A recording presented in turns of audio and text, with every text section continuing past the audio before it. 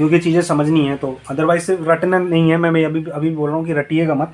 फिर अब इसमें हम एक्सक्लूजन्स पढ़ लेते हैं। एक्सक्लूजन्स कौन सी हैं फायर पॉलिसी में? अगर आप देखेंगे तो spontaneous combustion under fire. Spontaneous combustion क्या होता है? जैसे कि एकदम से जिसमें सेल्फ ऑक्सीडेशन हो जाता है, ठीक है, सेल्फ ऑक्सीडेशन से चीज़ें में आग लग जाती है, तो वो क्या होती है कि बहुत तेज़ी से फैलती है। एक जैसे ये क्या कहते हैं, किसी एक बिल्डिंग में आग लगी हुई है, ठीक है, उस आग लगने की वजह से आजू बाजू बिल्डिंग जैसे पेपर के मटेरियल बनते हो या इस तरह का कुछ, तो उस बिल्डिंग से दूसरे बिल्डिंग में कैप्चर करने की, स्पॉन्टेनियस कम्बशन होने की चांसेस ज़्यादा है। या प्लास्टिक की फैक्ट्री होगी आजू बाजू में, तो उस तरह से फायर क्या होता है, स्पॉन्टेनियस हो जाता है, एकदम से जंप कर जाता है चीज़ों को पाके, ठीक है। और क्या, damage to boiler resulting from their own explosion and implosion, ठीक है। अगर कोई डोमेस्टिक बॉयलर को छोड़कर कोई अदर बॉयलर है, उसमें एक्सप्लोजन हो गया या इम्प्लोजन हो गया, इम्प्लोजन जैसे मैंने बताया था अंडर, जो गिर जाता है मतलब अंडर एक्सप्लोजन हो गया, ठीक है। ये एक्सप्लोजन मतलब बाहर की तरफ, इम्प्लोजन मतलब अंदर की तरफ। और damage by pressure wave aircraft. अब इसमें क्या था कि पैरल में कवर क्या था, एयरक्राफ्ट डैमेज कवर थी जी, मीन्स कि अगर कोई एयरक्राफ्ट आ रही है वो सीधे किसी बिल्डिंग में टकरा जा रही है तो वो कवर था। बट एयरक्राफ्ट डैमेजेस में वेव प्रेशर वेव्स नहीं, जैसे आजकल सोनिक प्लेन्स होते हैं, तो सोनिक प्लेन्स क्या करते हैं, उनकी सोनिक से आवाज़ से कई सारा ऐसे सोनिक साउंड निकालते हैं जिससे कि बिल्डिंग के कांच वगैरह डिस्टर्ब हो जाते हैं, लोगों के कान फट जाते हैं, बहुत सारी चीज़ें हो जाती हैं। वो अगर उस तरह का कोई प्रेशर वेव वाला कोई क्या कहते हैं डैमेज आएगा तो वो स्टैंडर्ड फायर पॉलिसी में कवर नहीं होगा।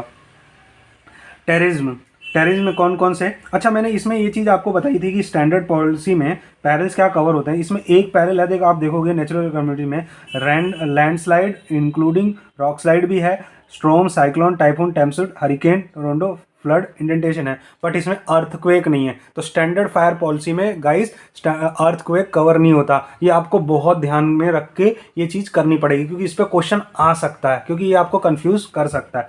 क्योंकि आप तो सोचोगे कि नेचुरल कैलेमिटी सारी कवर्ड है, पर उसमें अर्थक्वेक कवर नहीं है स्टैंडर्ड पॉलिसी में।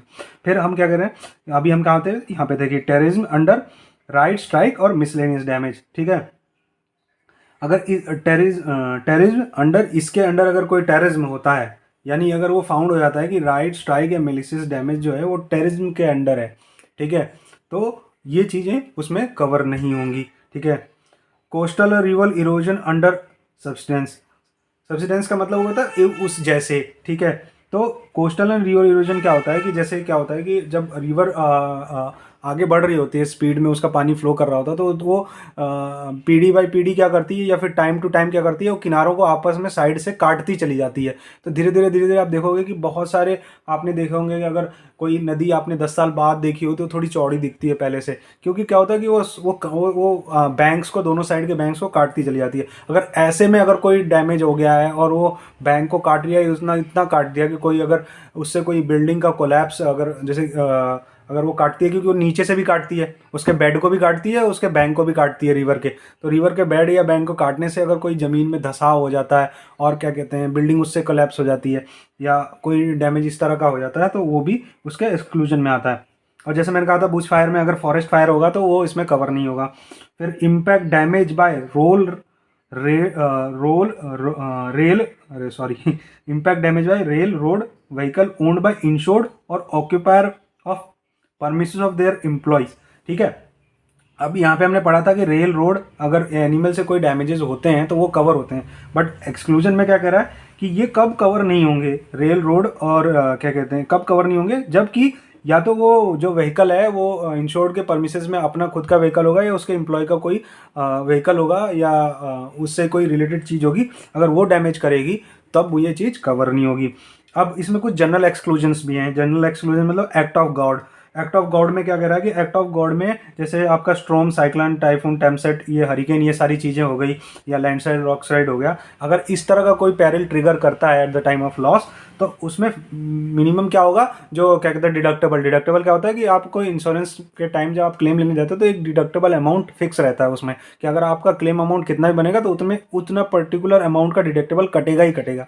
तो 5% या 10,000, ठीक है, 10,000, इनमें जो भी हायर साइड पे रहेगा एक्ट ऑफ गॉड में वही वही कंसिडर होगा, या तो 5% या 10,000, ठीक है। और एक्ट ऑफ गॉड के अलावा अगर कोई पैरल होगा तो उसमें फिक्स है कि 10,000 आपका डिडक्टेबल कटेगा ही कटेगा। और एक्ट ऑफ गॉड रहा तो ये क्वेश्चन आ सकता है, इस पर बहुत आपको ध्यान देना है कि 5% या 10,000 which is higher in case of act peril. कौन सा? Act of God. उसमें फायर इंश्योरेंस के अंदर 5% या 10,000 जो भी ज़्यादा होगा। और इसका अगर इनके अलावा अगर कोई पैरिल है, एक्ट ऑफ गॉड के अलावा कोई अगर पैरिल है, जैसे फायर हो गया, लाइटनिंग हो गया, एक्सप्लोजन हो गया, एयरक्राफ्ट डैमेजेस वगैरह हो गए, तो उसमें 10,000 उसका डिडक्टेबल फिक्स है। उसके बाद और कौन से जनरल एक्सक्लूजन्स हैं कि वॉर हो गई या सिविल वॉर हो गई या इस तरह के कोई पैरल्स हो गए, ठीक है। तो जनरली वॉर जो है वो कवर नहीं होता है, ठीक है, किसी भी इंश्योरेंस में एक्सेप्ट मरीन इंश्योरेंस में। मरीन इंश्योरेंस में वॉर कवर होता है, ये हमेशा याद रखिएगा आप। फिर न्यूक्लियर रिस्क हो गया, कहीं पे कोई न्यूक्लियर टेस्टिंग चल रही है या कोई न्यूक्लियर प्लांट है, वहाँ से कोई रिसाव हो गया, उसकी वजह से कोई अगर डैमेजेस आ जाए वो। फिर पोल्यूशन और कंटामिनेशन एक्सक्लूडिंग, ठीक है, पोल्यूशन या कंटामिनेशन, ठीक है, एक्सक्लूडिंग मतलब इनके अलावा अगर ये पोल्यूशन या कंटामिनेशन हुआ तो वो कवर नहीं होगा, बट ये कवर होंगे। कौन से? पोल्यूशन और contamination with resulting itself result from peril hereby insured against, मतलब कि अगर कोई पैरिल अगर इंश्योर्ड ने कवर करवा रखा है या किसी पैरिल में कवर्ड है, जैसे फ्लड है, फ्लड के कारण अगर कंटामिनेशन या पोल्यूशन क्रिएट होता है तो वो कवर होगा, लेकिन उसके अलावा कोई हुआ तो नहीं होगा। फिर peril hereby insured against itself resulting pollution and contamination, ठीक है, इसका भी सेम ही मीनिंग है लगभग, ठीक। और अब आप देखेंगे कि और कौन कौन से एक्सक्लूजन है इसमें। तो लॉस और डैमेज टू आप देख लीजिए किसके किसने, बुलियन और अनसेट प्रीशियस स्टोन, ठीक है, जो आपके प्रीशियस स्टोन्स हैं जैसे सोना, चांदी, हीरे जवाहरात को अगर कोई डैमेजेस हो गया तो वो कवर नहीं होगा इसके अंदर, ठीक है। क्यूरियस और work of art amounting exit 10,000, कोई वर्क ऑफ आर्ट है आपके परमिसेस में उस टाइम, वो अगर 10,000 से ज़्यादा की है तो वो कवर नहीं होगी, ठीक है। Manuscript, plan, drawing, security obligation and documents of any kind. Manuscript मतलब कि हस्तलिपि जो होती हैं, मैन्युस्क्रिप्ट्स, हस्तलिपियाँ हो गई, या कोई आपने कोई प्लान बना के रखा है, कोई मैप आपके पास है, या कोई ड्राइंग है, या कोई आपने सिक्योरिटीज़ रखी हुई हैं, अगर उनमें कोई डैमेजेस होता है तो वो नहीं होगा। कोई आपके पास स्टैम्प के पेपर्स पड़े हैं, कॉइन्स पड़े हैं, या पेपर मनी पड़ी है, या चेकबुक आपकी है, अगर वो भी इसमें अगर डैमेज हो जाती है तो वो नहीं होगी। ये अब बिल्कुल आपको ध्यान रखनी है पॉइंट, इसीलिए मैं पॉइंट टू पॉइंट समझा रहा हूँ, वो बहुत टाइम ले रहा हूँ उस पर। और क्या कहते हैं, बुक्स ऑफ अकाउंट्स हो गई है आपका, क्या कहते हैं, जो आपके लेखा जोखा है बिजनेस का, अगर उसकी कोई अकाउंट बुक हो गई या बिजनेस बुक हो गई तो वो भी इसमें नहीं कवर होगी, वो जनरल एक्सेप्शंस में आ जाएंगी, एक्सक्लूजन्स में आ जाएंगी, सॉरी, एक्सेप्शन में नहीं, एक्सक्लूजन में आ जाएगी। कोई कंप्यूटर सिस्टम में रिकॉर्ड आपने रखा हुआ है और वो डैमेज हो गया, अगर आपको फिर वो रिट्रीव नहीं हो रहा है तो वो डैमेजेस भी इसमें कवर नहीं आएंगे। एक्सप्लोजिव अगर कोई आपने उसमें रखे हुए हैं जो सेल्फ शॉर्ट सकता है, जैसे सिलेंडर वगैरह हो गया, अगर वो उसमें कोई डैमेजेस हैं तो वो नहीं आएंगे, ठीक है। अब और कौन कौन से जनरल एक्सक्लूजन है, लॉस और damage to the stock in storage premises cause by change of temperature. अगर चेंज ऑफ टेम्परेचर हो जाने की वजह से अगर कोई क्या कहते हैं, कोल्ड स्टोरेज में आप जैसे रखवाते हैं सामान, जैसे आलू वगैरह रखता है, अगर उसका चेंज ऑफ टेम्परेचर की वजह से कोई डैमेजेस हो गया तो वो भी जनरल एक्सक्लूजन में ही आता है, ठीक है। लेकिन डिटोरेशन ऑफ स्टॉक जो है चेंज इन टेम्परेचर का, वो एड ऑन प्रीमियम आप देके कवर कर सकते हो, वो हम आगे देखेंगे कैसे, ठीक है। Damage to any electrical machine etc. by short circuiting other specified electric risk by resulting fire damage to other machines that cover। जैसे अगर कोई मशीनरी, इलेक्ट्रिकल मशीनरी है या शॉर्ट सर्किट हो गया किसी इलेक्ट्रिकल इक्विपमेंट्स में, तो वो सारी चीज़ें नहीं आएंगी इसमें, सारी जो मशीनरी ब्रेकडाउन है बस वही कवर होगा, ठीक है। इलेक्ट्रिकल रिस्क वो कवर नहीं होगा। फिर उसके बाद क्या कवर नहीं होगा कि आर्किटेक्ट का आपने जो फीस दिया है वो बिल्डिंग बनाने के लिए या फिर उसका लेआउट तैयार करने के लिए, वो कवर नहीं होगा। और फीस जो है, जैसे सर्वेयर की फ़ीस हो गई या ऑडिटर की फ़ीस हो गई, या ड्रिप्स रिमूवल, मतलब जो वहाँ पे जो मलबा बचा हुआ है डैमेज होने के बाद उसका जो रिमूवल कॉस्ट है, अगर फीस 3% से एक्सटेंड करेगी तो वो कंपनी बेयर नहीं करेगी, वो इंश्योर्ड को ही बेयर करना पड़ेगा। और डिब्री रिमूवल का अगर 1% से ज़्यादा है क्लेम अमाउंट मतलब 3% of claim amount, 3% of claim amount, अगर फीस 3% ऑफ क्लेम अमाउंट से ज़्यादा जा रही है तो इंश्योर्ड को बेयर करना पड़ेगा। हाउएवर ये भी क्या है कि एड ऑन लेके आप कवर कर सकते हो। 1% of the claim amount respectively, मतलब रिमूवल ऑफ, मतलब जो वहाँ पे मलबा पड़ा है उसको भी अगर निकालना है और उसकी कॉस्टिंग क्लेम अमाउंट से 1% से ज़्यादा जा रही है तो वो भी इंश्योर्ड को ही बेयर करनी पड़ेगी as per standard fire policy.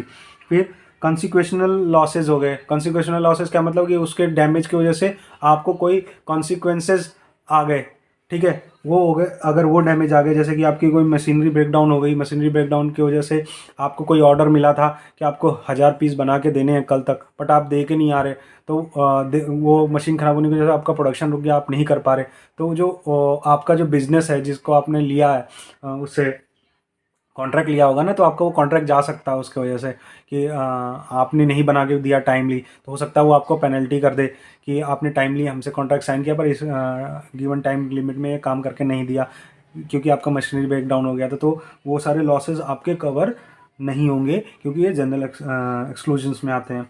अब स्पॉयलेज फ्रॉम द रेडिएशन, रिटार्डिएशन और इंटरप्शन और सीजेशन ऑफ एनी प्रोसेस, मतलब किसी तरह का अगर स्पॉयलेज हो गया, कैसे कि रुकावट की वजह से कोई अगर उसमें बाधा आ गई, ठीक है, तो वो भी क्या होता है कि कवर्ड नहीं होती। क्या, कैसे, क्यों? एनी प्रोसेस और operation cause by any peril, किसी पेरिल की वजह से कोई आपका स्पॉयलेज हो गया, मतलब रॉ मटेरियल ख़राब हो गया, ठीक है, जैसे कि आपका कोई मशीनरी ब्रेकडाउन हुआ, मशीनरी ब्रेकडाउन की वजह से आपका प्रोडक्शन समय से चालू नहीं हो पाया और जो उसका रॉ मटेरियल रखा हुआ था प्रोसेस करने के लिए वो स्पॉयलेज हो गया, ख़राब हो गया, उसकी वजह से रुकावट पैदा होने की वजह से, ठीक है, तो वो भी जनरल एक्सक्लूजन में कवर नहीं होता। उसके बाद जनरल एक्सक्लूजन में क्या कवर नहीं, जैसे मैंने बताया था कि सारे नेचुरल कैलेमिटीज या एक्ट ऑफ गॉड कवर होते हैं बट अर्थक्वेक कवर नहीं होता, ठीक है। फिर insured property if remove to any building or a place other than the insured premises, जैसे कोई क्या कहते हैं आपके यहाँ फ्लड आ गया, फ्लड आने की वजह से आपके यहाँ पूरा पानी भर गया, ठीक है, पानी भर गया तो आपको क्या है कि वहाँ पे आप रख तो नहीं सकते ना, मशीनरी ख़राब हो जाएगी फ्लड आने के लिए, तो आपको क्या होगा, टेम्परेरी बेसिस पे एक जगह से दूसरी जगह पे रखना पड़ सकता है उसको, ठीक है, या फिर आपको क्या कहते हैं प्लांट आपका बंद हो गया तो टेम्परेरी कहीं और पे आपको काम करना पड़ सकता है टेम्परेरी बेसिस पे, तो वो चीज़ें भी कवर इसमें नहीं होती, ठीक है, अगर वो 60 दिन से एक्सीड करती हैं, ठीक है, तो अगर 60 डेज से ज़्यादा एक्सीड करेंगी टेम्परेरी बेसिस पे, अगर आप यहाँ से प्रॉपर्टी रिमूव करके वहाँ कर रहे हो तो वो 60 डेज के एक्सीड कर रही है तो वो कवर नहीं होगी।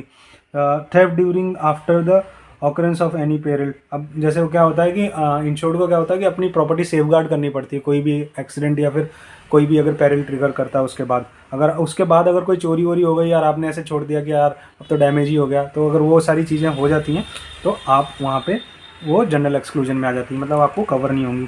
फिर ये सारी चीज़ें ना, कुछ इसमें से चीज़ें ऐसी हैं मैक्सिमम जो आप कवर कर सकते हो, उसके लिए एड ऑन्स लगते हैं। एड ऑन्स बोले तो और पैसे देके, ये हम आगे क्लास में समझेंगे क्योंकि वीडियो बहुत लंबा हो रहा है गाइस, तो मुझे यहाँ पे ये चीज़ रोकनी पड़ेगी। Thank you.